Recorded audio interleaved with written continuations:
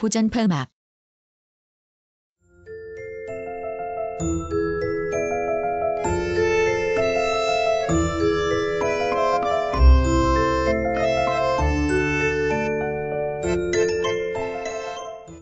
음악 사상파와 핸델의 시대를 지나 베토벤이 세상을 떠나기까지의 음악. 대체로 18세기 중엽부터 19세기 초에 걸친다. 하이든, 모차르트, 베토벤의 시대의 음악의 중심이 빈으로 옮겨졌으므로 하이든 이후를 빈 고전파 음악이라고 할 때도 있다. 이 시대를 고전파 음악의 시대라고 하는 것은 당시의 음악이 정연한 형식을 존중하고 균형감을 주체로 하는 유형을 지켰기 때문이다. 고전파의 어원에 해당하는 라틴어 클래시커스는 계급으로 분류할 수 있는 것을 말하는데 문학에서는 모범적이고 영속적이며 고대 그리스, 로마 사람들의 미적 이상을 추구한 것을 가리킨다. 임의의 이상이란 형식의 조화와 유형을 존중하는 것이다. 바로크 시대의 음악에서 다음에 고전파 음악에 걸쳐 음악의 창작이나 연주의 기초를 이루는 사회적인 체제가 변화하였다. 시민을 위한 음악적인 시설이 생기고 공개 연주회가 열리기 시작했으며 음악가들은 궁정이나 교회의 봉사를 지향하여 대중과 음악적 대화를 교류하기에 이르렀다. 1725년 프랑스의 작곡가 필리도르는 파리의 궁전에서 콩세르 스피리투엘이라는 공개 연주회를 가졌다. 이것이 오늘날의 연주회의 시초인데 이를 위해서는 그때까지는 왕의 허가가 필요하였다. 독일에서는 1722년 라이프치히에서 텔레만에 의하여 콜레기움 무지쿰이 결성되어 시민에게 음악을 해방시켰다. 이와 같은 움직임은 독일 내의 다른 도시나 이탈리아, 영국 등지에서도 볼 수 있는데 절대주의적인 왕권을 대신해서 시민계급이 문화를 담당함에 따라 공개 연주회의 원칙이 확립되기에 이른 것이다. 작곡가와 연주자의 기능이 분화되어 19세기 이후 다수의 명연주자, 명지휘자가 음악 무대에 등장하게 된 것도 이 같은 공개 연주회를 중심으로 하여 음악 생활이 영위된 결과이다. 하이든, 모차르트, 베토벤에 의해 구축된 빈고전파 이전에 전고전파 및 로코코 음악 양식이라 불리는 것이 있었다. 바흐의 죽음으로부터 모차르트의 죽음까지는 불과 40년이 지나지 않았으나 그 사이에 음악의 사고 방법이나 감상 태도에 커다란 변화가 일어났다. 바로크 음악의 장중한 궁정적인 분위기나 서사시적 성격, 복잡한 다성음악적 구성을 일반 대중은 구식이라 느끼게 됨으로써 더 한층 간소한 형식, 경쾌한 기분, 자연스러운 감정 표현을 바라게 되었다. 프랑스의 닥행이나 이탈리아의 디스카를라티의 젬발로 음악에서 볼 수 있는 로코코 양식은 각별히 섬세, 우아한 기분과 경쾌한 즐거움을 특징으로 하였다. 독일에서는 바흐의 두 아들 프리데만과 필립 에마누엘이 인간적 감정의 자연스러운 움직임을 향하여 슈타미츠를 중심으로 한 만화음악파의 개혁 작곡가들과 새로운 심리적인 다이너미즘을 개척하였다. 이와 함께 고전파의 소나타가 크게 발전하였다. 바로크 시대에도 3, 4악장의 소나타 형식은 있었으나 각 악장은 보통 단 하나의 기본 주제를 가지고 그 주제가 악장의 기분, 템포, 리듬을 규정하고 있었다.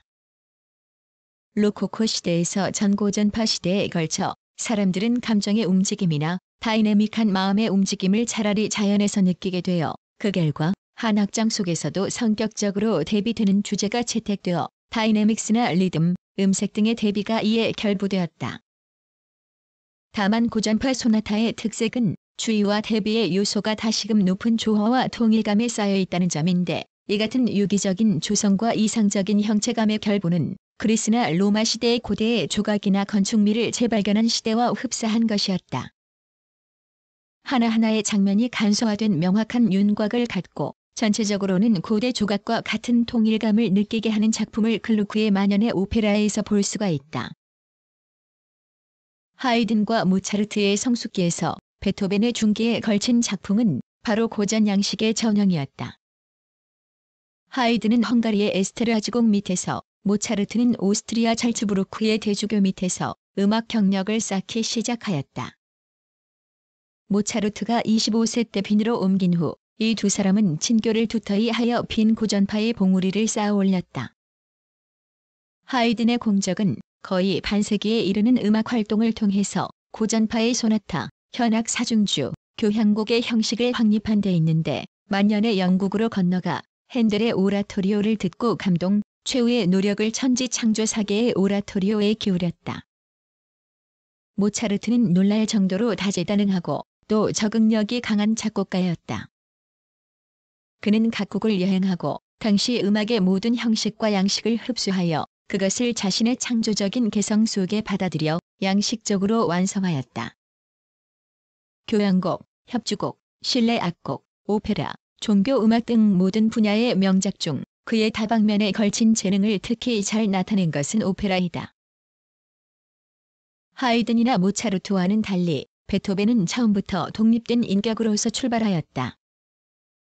그는 궁정악장이나 작곡가 등의 직함을 바라지 않고 빈의 귀족 계급과 대등하게 교제하였다.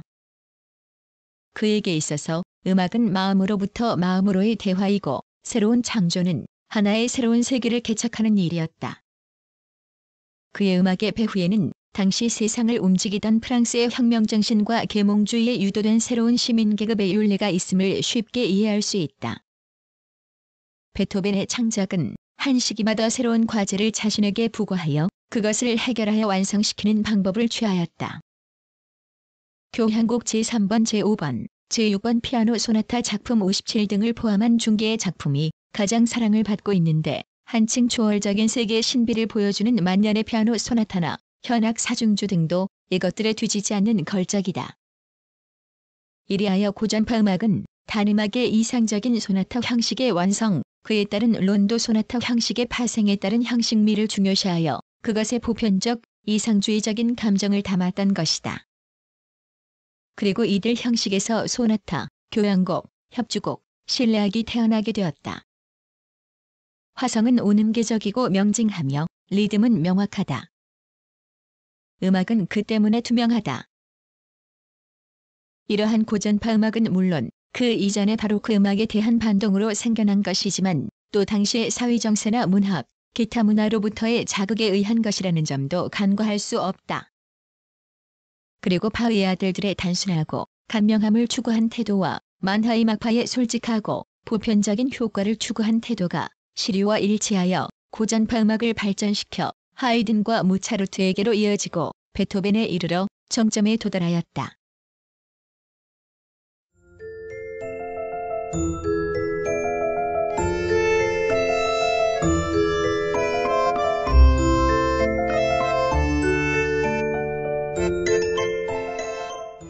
구성, 나그네의 구석구석 여행.